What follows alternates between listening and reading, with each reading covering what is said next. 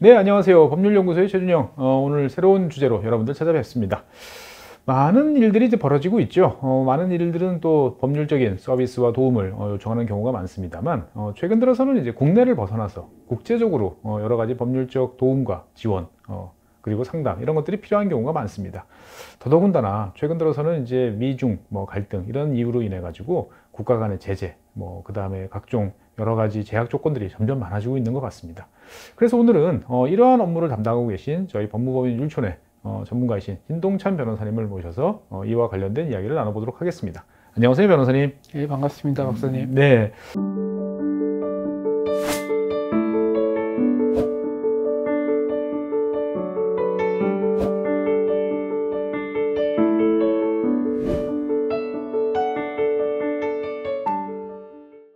변호사님께서는 이제 국제 업무 주로 이제 담당을 하시는데 제가 항상 여쭤보고 싶었어요. 그 중에서도 난이도가 상당히 높은, 네. 어떻게 보면은 제재와 관련돼 있는 이런 업무를 하고 계신데 이게 어쩌다 이런 쪽 일을 하게 되셨는지를 여쭤봐도 될까요? 그러게요. 저도 제 팔자가 이렇게 풀릴지 전혀 몰랐는데, 예. 그 원래는 이른바 이제 코퍼릿 로이어였죠. 그리고 주로 이제 미국이나 유럽의 투자은행들의 그러니까 모건 스탠리, 메릴 린치, 그리고 ING 리얼 에스테이트 같은 그런 클라이언트들의 대규모 이제 부동산 투자 관련된 일들을 조력하는 일들을 했었습니다.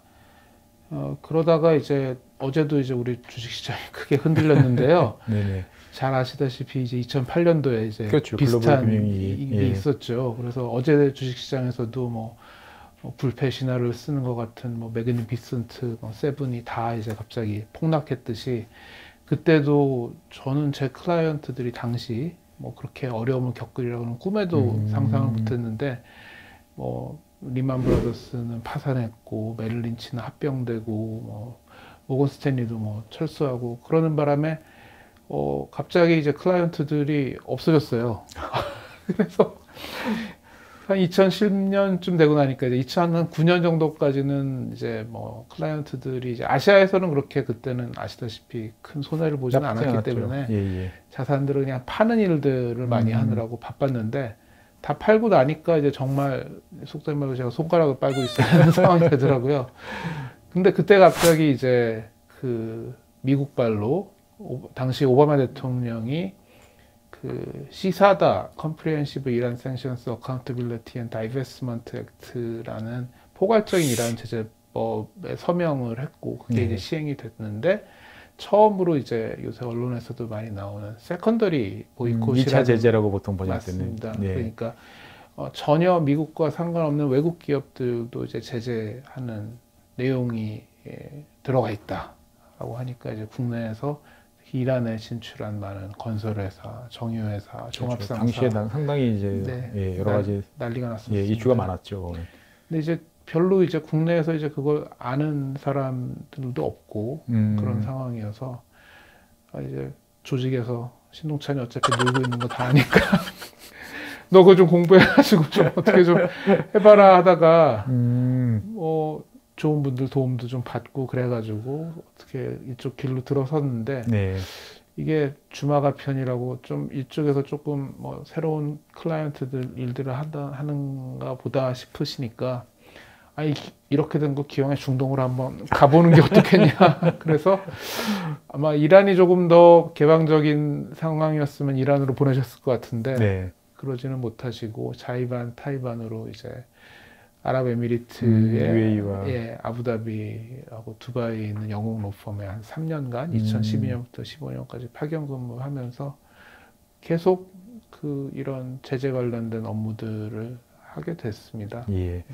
어떻든 보면 참 우리 인생도 이렇게 알 수 없이 이제 흘러간다. 이렇게 생각이 좀 드는데 사실 이 제재와 관련된 나라들 대부분은 좀 미국과 사이가 좋지 않은 이제 그런 나라들이죠. 이제 대표적으로 어떤 나라들이 있을까요? 보면은 일단은 그 미국하고 적대 관계가 이제 오래된 나라부터 한번 따져보면은 우리 위에 있는 이제 북한이 있고 그리고 이제 미국 코앞에 있는 쿠바가 있고 그리고 이제 방금 말씀드렸던 이란 같은 경우는 1979년 이슬람 혁명 이후로 이제 미국과 계속 사이가 좋지 않았고요.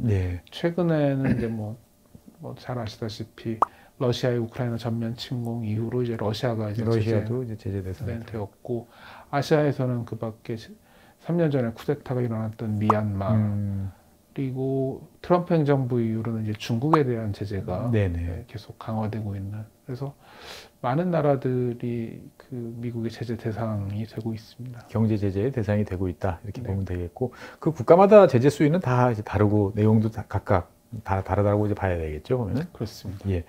근데 이제 그런 국가들 중에서도 하필 올해 들어서 이제 아까 신 변호사님께서 말씀해 주셨던 처음에 이제 인연이 될 뻔했던 그 이란과 관련된 이야기들이 올해 계속 나오고 있어요. 맞습니다.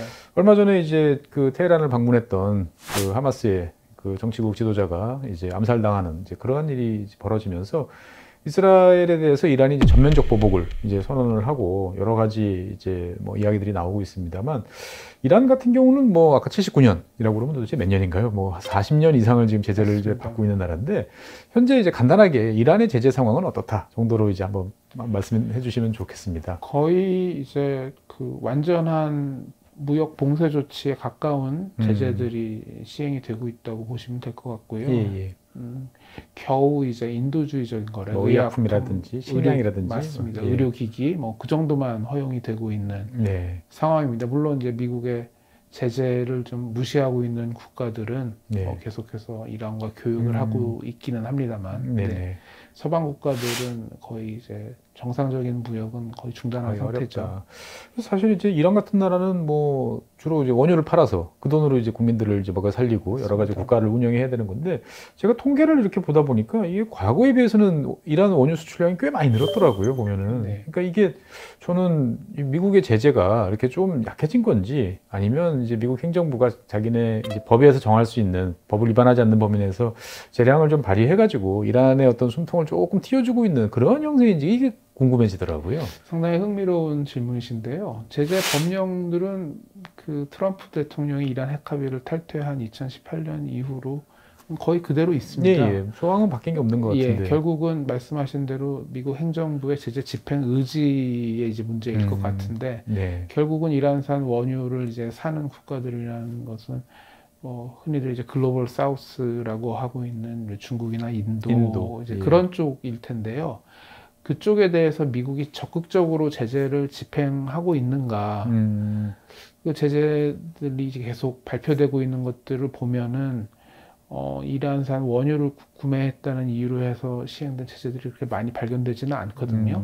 말씀하신 것처럼 아무래도 가솔린 가격이 특히 이제 미국 국내 정치에 미치는 영향 같은 것을 고려해서 암묵적으로 좀 수위를 조절하고 있는 게 아닌가 하는 생각이 듭니다만 미국 정부는 뭐 공식적으로 거기에 대해서 인정한 적은 뭐 당연히 없고요. 예. 우리 눈앞에서는 뭔가 약간의 변화가 있지만 뭐 공식적으로 변한 건 없다라고 이제 볼 수가 법률적으로 변한 건 없습니다. 네. 그런데 이제 최근에 뭐 이란하고 이스라엘하고 이제 관계가 이제 지금도 최악으로 상황으로 치닫고 있고 뭐 여러 가지 이제 전면전 뭐 이런 이야기까지 나오고 있는데 일단 미국이 이제 이스라엘 방어에 이제 함께 하겠다라는 이제 전통적인 이제 방위 공약을 이제 다시 확인을 해주고 있는데 이렇게 되다 보면 뭐 실질적으로 뭐 군대를 파견한다든지 뭐 무기를 동원해서 지원을 해주는 것도 있지만 현재 이란에 대해서 이제 가하고 있는 제재를 미국이 이제 더 강하게 이제 하는 방식으로 뭔가 이제 조치를 취할 가능성은 없는지 만약에 이제 그렇게 된다면 혹시라도 그런 방향이 취해진다면 어느 쪽으로 더 이제 타이트하게 이제 갈 것인지 이런 것들이 좀 궁금해지는데.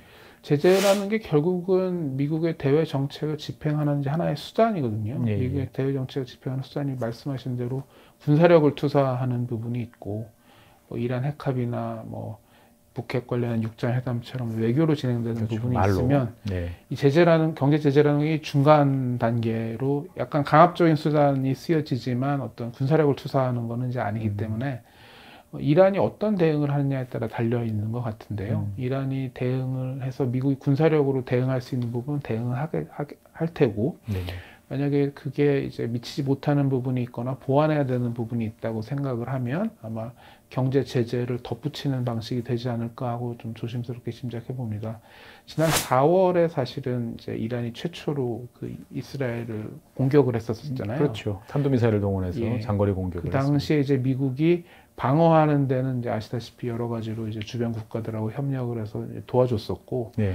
탄도 미사일이라든지 그 무인기 등이 이제 동원됐다는 얘기들이 있었는데, 그 인프라스트럭처를 공급한 조직이나 단체, 뭐 개인들에 대한 제재를 미국이 시행한 적이 있었습니다. 아, 이란에 그러한 시설들을 공급한 업체들에 네. 대해서는.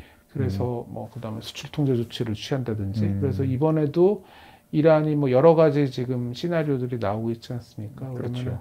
거기에 동원된 어떤 이란의 그런 인프라스트럭처, 군사적 인프라스트럭처를 약화시키는 방향의 제재들이 가해질 가능성은 있으리라고 봅니다. 그러니까 이란을 또 도와주는 뭐 개인, 또 네. 기업, 뭐 여러 조직 다 뭐 등등에 금융 대해서 네트워크, 금융 네트워크 그런 것들이 있으면은 네. 거기에 대해서는 제재가 가해질 수 있을 것 추가적으로 같습니다. 더 덧대질 가능성은 배제할 수 없다. 네, 예. 그럴 것 같습니다.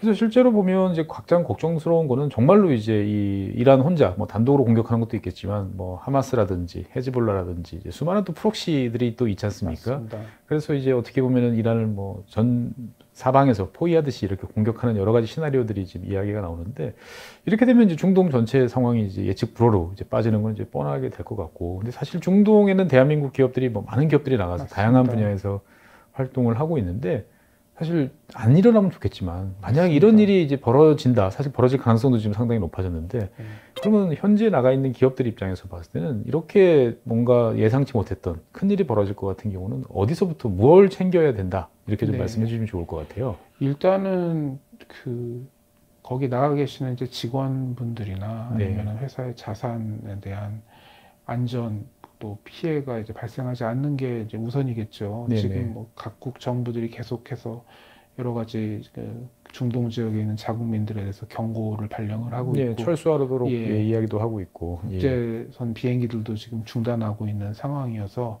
말씀하신 것처럼 지금 가장 전운이 감돌고 있는 지역이 이제 이스라엘, 그다음에 예. 이제 레바논, 레바논 그리고 또 이라크 같은 경우에 또 친이란 네네. 민병대와 미군의 충돌이 있을 수도 있고 그렇죠. 얼마 전에도 네. 예, 미군 기지를 공격을 했었죠. 맞습니다. 예, 그리고 또 뭐 이란도 또 반격의 또 대상이 될 수 있는 지역일 테고 이스라엘로부터의 또 홍해 같은 경우에는 뭐 이미 후티 반군에 의해서 여러 가지로 물류가 이제 공격을 받고 있으니까 그런 문제되는 지역에 있는 우리 상사 주재원이라든지 그런 임직원분들의 안전이 일단 최우선일 것 같고요. 그쪽에 네네. 있는 재산에 대한 또 피해가 가지 않도록 미리 챙겨보시는 게 뭐 최우선적인 조치일 것 같습니다. 사람이 어떻게든 뭐 피난을 간다, 뭐 예금이 어떻게 다 옮긴다 하지만 고정자산들, 뭐 부동산이라든지 각종 이제 공사 플랜트라든지 이런 것들은 맞습니다. 참 관리하기가 어려운 난처한 상황일 것 같은데 어떻든 자구간 잘 챙겨보는 게 이제 중요할 것 같고. 근데 실제로 이제 이 전쟁이라는 게 보면은 뭐 어떤 특정 지역, 내가 일하고 있는 그 지역 자체가 이제 전쟁터가 되면은 또 어쩔 수 없지만 주변 지역에 난 전쟁으로 인해서 뭔가 엉망진창이 되는 경우들이 많지 않습니까? 뭐 들어와기로 했던 뭐 화물이라든지 이런 것들이 전혀 안 되고 제공하기로 했던 서비스를 도저히 제공할 수 없는 맞습니다. 서비스가 있고. 근데 이게 사실 법률적 계약서에 따르면 다 계약 불이행으로 이제 또 간주될 수도 있는 상황이지 않습니까? 그래서 나는 사실 잘못한 게 없고 계약을 그렇죠. 이행할 의지가 다 있는데 이행을 못했어. 그러면 이 책임 소재, 또 여기에 따른 뭐 보상이나 배상, 뭐 등등에 관한 여러 가지 일이 있을 것 같은데 실제로 이런 일이 일어날 가능성은 좀 높은가요? 보면? 네, 중동 지역은 항상 그런 문제들이 빈발한 지역이죠. 언제나 분쟁이나 뭐 내란, 전쟁 같은 것들이 끊이지 않고 테러 행위들 같은 것들도 있고 또 이제 거기에 맞선다는 명분으로 시행되는 경제 제재들도 또 시행이 되고 있고 그래서 사실 계약서에 저희가 흔히들 이제 잡칙이라고 부르는 미셀레니어스 조항이라고 부르는 것 중에 하나가 이제 불가항력에 관한 조항인데 뭐 의례적으로 좀 들어가 있는 네, 듯한. 그래서 예. 말씀하신 것처럼 사실은 변호사들도 거긴 별로 주의를 기울이지 않고 예. 그냥 뭐 통상 정해져 있는 보일러 플레이트라고 하는 그냥 통상적인 조항들을 별로 검토도 하지 않고 넘어가는데 이게 사실은 살아서 펄떡펄떡 숨쉬는 지역이 바로 중동이죠. 그래서 지금 말씀하신 그런 여러 가지 전쟁이라든지 내란 같은 상황이 벌어졌을 때 네. 어떤 식으로 처리해야 되는지에 대한 조항들이 사실은 다 거기 규정이 되어 있거든요. 그리고 이제 가장 중요한 것이 상대방한테 그거를 통지하는 겁니다. 아, 이건 불가항력 상황이다. 네, 네.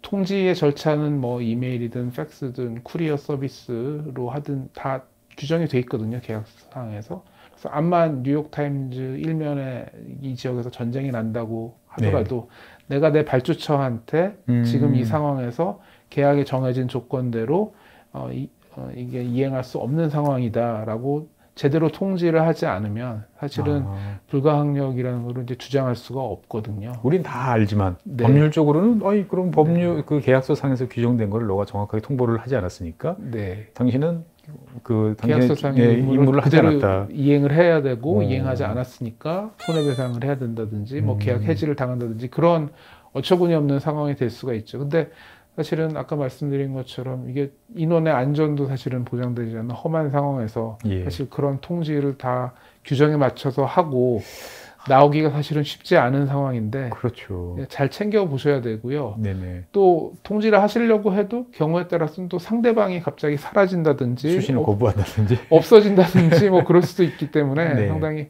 쉽지는 않은 상황이지만 하여튼 최대한 절차에 맞춰 가지고 예. 그 노티스 조항이라고 불리는 통지 조항에 따라서 이게 불가항력 사항이라는 것을 계약 상대방이나 관계자들한테 일단은 제대로 어떻게든 알리는 게 알리려고.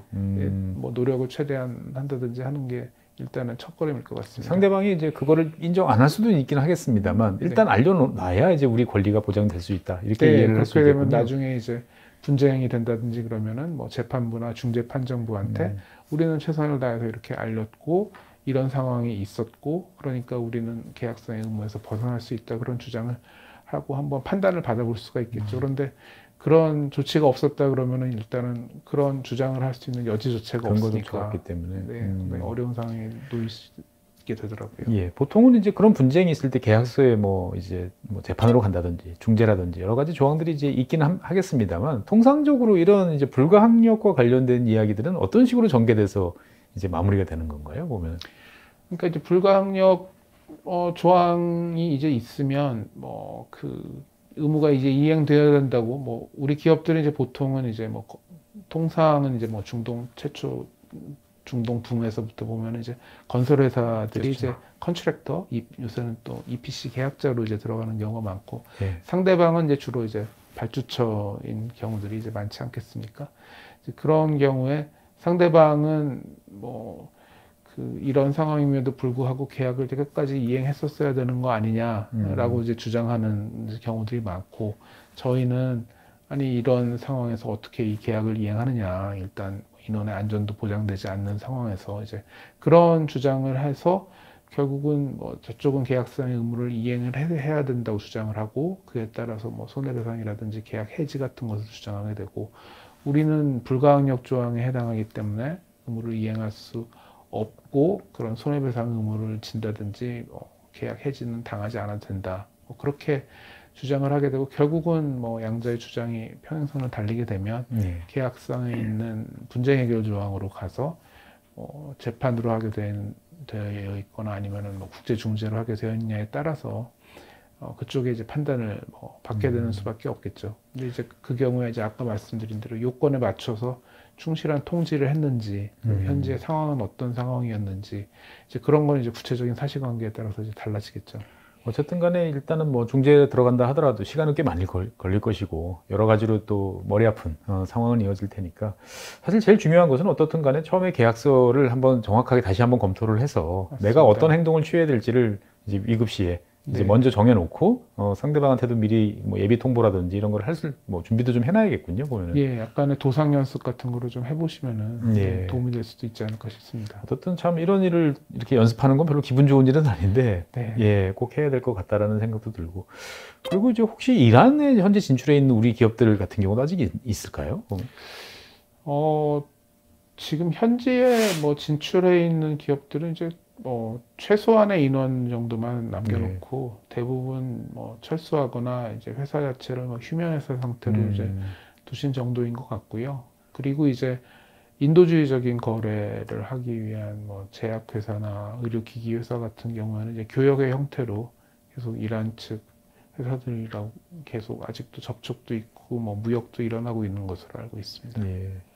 어떻든 간에 최근 들어서 이제 중동이 여러 가지로 또 우리한테 다양한 의미로 다가오고 있기 때문에 과거보다는 이제 과거에는 주로 토목, 뭐 건설 이런 이제 업종이었다면 지금은 이제 다양한 업종들로 이제 많이 확대가 되는 만큼 이런 것과 관련돼서 여러 가지로 이제 고려할 사항들 한 번도 경험이 없으신 업종들도 이제 많으실 것 같은데 그러한 이제 어떻게 보면은 이제 이런 분쟁 지역 또는 이제 제재 그 대상 그 지역과에서 비즈니스를 하시는 기업 관계자분들에게 이런 것들은 꼭 염두에 두시고 비즈니스를 하셔야 리스크를 줄일 수 있다. 이런 뭐 몇 가지 핵심적인 기억사항, 뭐 팁 이런 것 좀 말씀해 주시면 좋을 것 같습니다.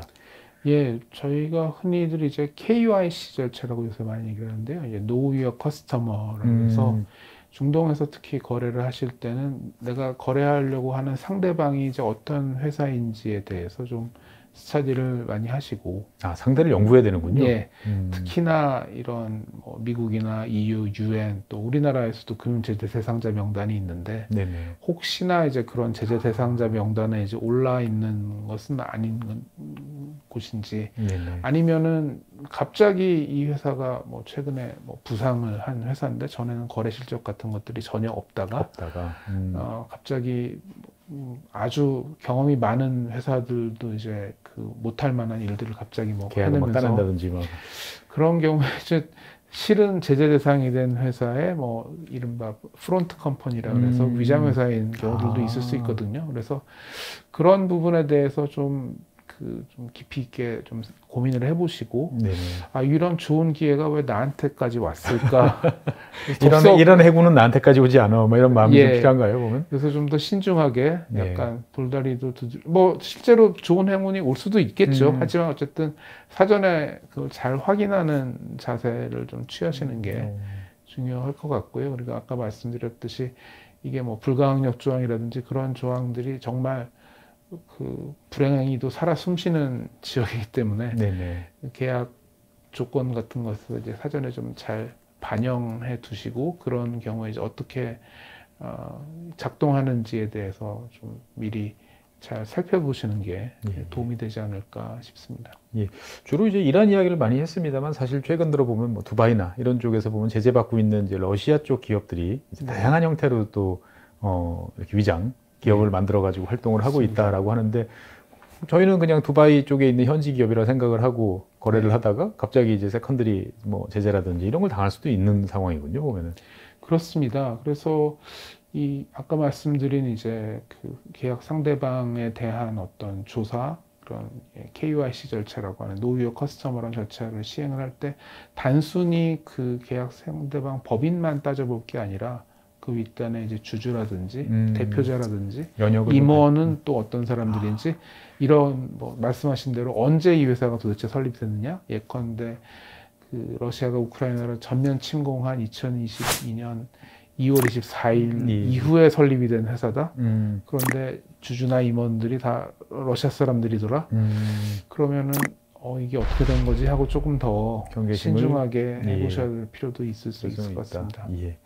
어떻든 간에 이제 다급하신 분들은 이제 앞으로 이제 신 변호사님을 찾아서 이 제재, 뭐 중동 여러 가지 문제들에 대해서 상의를 이제 아마 하시려고 이제 오실 텐데, 이제 어떻게든 서로가 효과적으로 일을 할 수 있는 최소한의 준비, 어떤 뭔가는 이런 것들에 대해서는 미리 같이 오시면 신 변호사님도 훨씬 빠르게 조언을 드릴 수 있고 서로가 좋게 효과적으로 일을 할 수 있다. 이런 혹시 뭐 부탁 말씀 이런 거 드릴 수 있으면 한 말씀 해주시면 좋을 것 같습니다.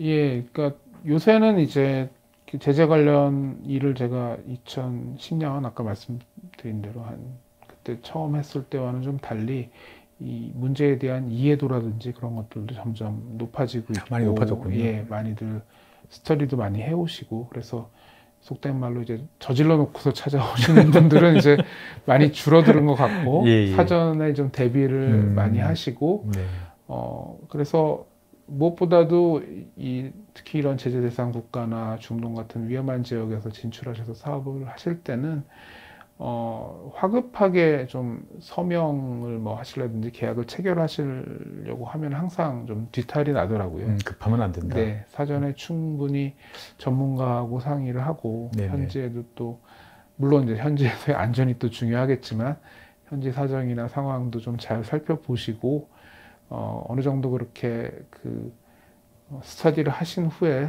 이렇게 상담을 하시거나 그러면 서로 진짜 말씀하신 대로 효율적으로 그 여러 가지 리스크에 대한 대비를 같이 고민해 볼 수 있지 않았나 싶습니다. 예, 알겠습니다. 네, 사실 이제 국제적으로 여러 가지 일을 하다 보면 우리나라와 다른 규정들 이런 것 때문에 되게 혼란도 많이 겪고 어려움도 많이 있습니다. 근데 이제 뭐 미국이나 유럽, 뭐 일본 이런 곳 같은 경우는 잘 이제 규정이 정립되어 있습니다만 중동, 특히나 이제 제재 지역이 많고 분쟁이 많은 지역 같은 경우는 낯설고 그리고 무시무시한 조항들도 많이 섞여 있기 때문에 왠지 두렵고 여러 가지로 걱정이 많으실 것 같습니다. 그래서 그러한 곳에서 비즈니스를 하실 때는 저희 율촌의 신동찬 변호사님 찾아와서 말씀해 주시면 친절하게 상의 드리시는 거 맞죠? 아유, 당연하죠. 네. 어떻든 간에 모두가 건강하고 아무 문제 없이 잘 넘어갔으면 좋겠습니다만 항상 리스크라는 건 존재를 하고 있기 때문에 그 리스크를 최소한 줄일 수 있는 방향에 대해서는 저희 국제 분쟁 그리고 더더군다나 제재 지역과 관련되어 있는 노하우를 가지신 우리 신동찬 변호사님을 찾아서 어떻게 보면 여러 가지 리스크를 잘 회피하면서 원하시는 성과를 내기를 기대하겠습니다. 네, 오늘 준비한 사항은 여기까지고요. 지금까지 시청해주신 여러분 대단히 감사하고 오늘 나와주신 신동찬 변호사님 대단히 고맙습니다. 고맙습니다. 네, 다음 시간에 다시 새로운 내용으로 찾아뵙도록 하겠습니다. 고맙습니다. 감사합니다.